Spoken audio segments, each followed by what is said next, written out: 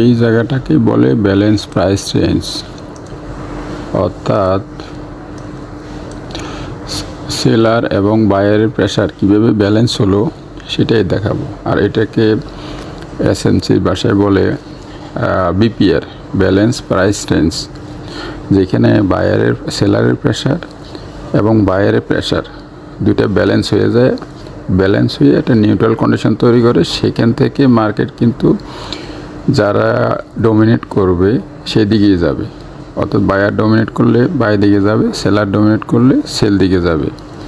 তো আমরা এই ভিডিওতে দেখাবো কীভাবে সেল প্রেশার এবং বাই প্রেশার ব্যালেন্স হয় চার্টের কোনো এক জায়গায়। সেটা হলো এফএক্স ট্রেডারের জন্য এই জায়গায় কিন্তু প্রেশার ব্যালেন্স হয়েছে, সেল প্রেশার এবং বাই প্রেশার।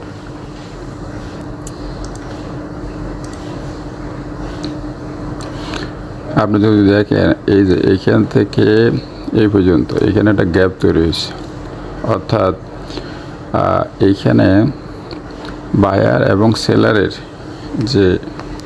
যে প্রেশার ছিল, এই প্রেশার কিন্তু ওই পরিমাণ বায়ার না থাকার কারণে এখানে একটা গ্যাপ তৈরি হয়েছে। এটাকে বলে ফেয়ার ভ্যালু গ্যাপ, এফবিজি।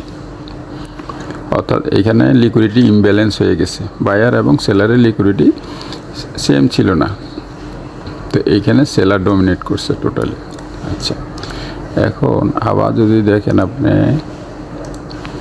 এই ক্যান্ডেলটা দেখেন, এই যে এখানে হ্যামার ক্যান্ডেল, আবার উইকটা কিন্তু বড়। এর অর্থ হলো বায়ারের ইন্টারেস্ট এখান থেকে, অর্থাৎ বায়ার এইখান থেকে অ্যাক্টিভ হয়েছে।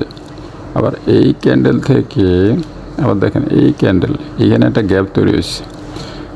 এটাকে বলে ইনভার্স ফেয়ার ভ্যালু গ্যাপ, অর্থাৎ এখানে যে সেলারের প্রেশারের জন্য ফেয়ার ভ্যালু গ্যাপ তৈরি হয়েছে, তার এগেনিস্টে কিন্তু বায়ারের প্রেশারের জন্য একটা ইনভার্স ফেয়ার ভ্যালু গ্যাপ তৈরি হয়েছে। আর এটাকেই বলে যে বিপিআর, ব্যালেন্স প্রাইস রেঞ্জ, অর্থাৎ সেলারের প্রেশার বায়ারের প্রেশার এখানে নিউট্রাল হয়ে গেছে। নিউট্রাল হওয়ার পরে দেখেন এই জায়গায় কিন্তু প্রাইসটা চলে আসছে, বায়ার এখানে নিয়ে আসছে।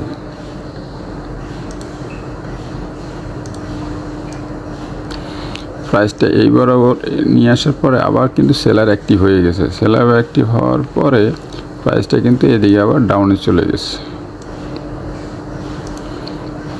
এখন দেখেন ডাউনে আসার পরে এই জায়গায় কিন্তু আবার একটা ক্যান্ডেল তৈরি করছে, যেটা লেগ অনেক বড়।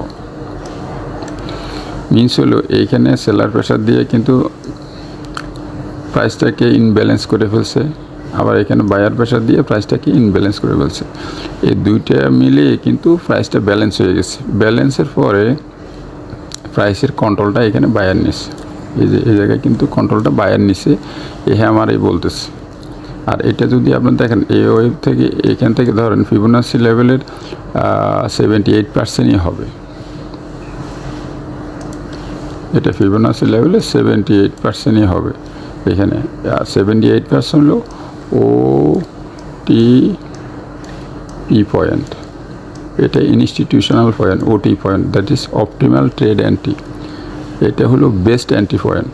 যারা ধরতে পারে ভালো, যারা ধরতে না পারে একটু হায়ার সাইড থেকে নিতে হবে আর কি। এখন দেখেন এই যে যখন এইখান থেকে বায়ার আবার কি করলো, প্রাইসটাকে ডমিনেট করলো, এটা কিন্তু নেক্সট ক্যান্ডেল, এই যে ক্যান্ডেলটা নেক্সট ক্যান্ডেল কিন্তু আগের সব সেল, এটা কিন্তু সেল জোনকে ব্রেক করে উপরে চলে গেছে। অর্থাৎ এইখান থেকে যে 1 2 3 4 5বার সেল প্রেশার আসছে এই জোন থেকে, সেটাকে ব্রেক করে উপরে চলে গেছে। তাহলে আলটিমেটলি কী দাঁড়াইলো, এখানে সেল প্রেশার ছিল, এখানে সেল প্রেশার ছিল, এখানে একটা প্রাইস ইনব্যালেন্স হয়ে এফবিজি তৈরি করছে, এখানে বাই প্রেশার ছিল, প্রাইস ইমব্যালেন্স হয়ে বাই সাইডে এফবিজি তৈরি করছে। তাহলে এটা বিপিআর হয়ে গেল, ব্যালেন্স প্রাইস হয়ে গেল। তারপরে প্রাইসটা কন্ট্রোলে নিয়েছে কারা, বায়ার নিয়ে কিন্তু ওয়ান ডাইরেকশনাল মুভ শুরু করছে। ওয়ান ডাইরেকশনাল মুভ, যেটা আগে সেল এরিয়াকে, অর্থাৎ যেখানে সেলার অ্যাক্টিভ ছিল সেই এরিয়াকে ব্রেক করে উপর দিকে যাচ্ছে।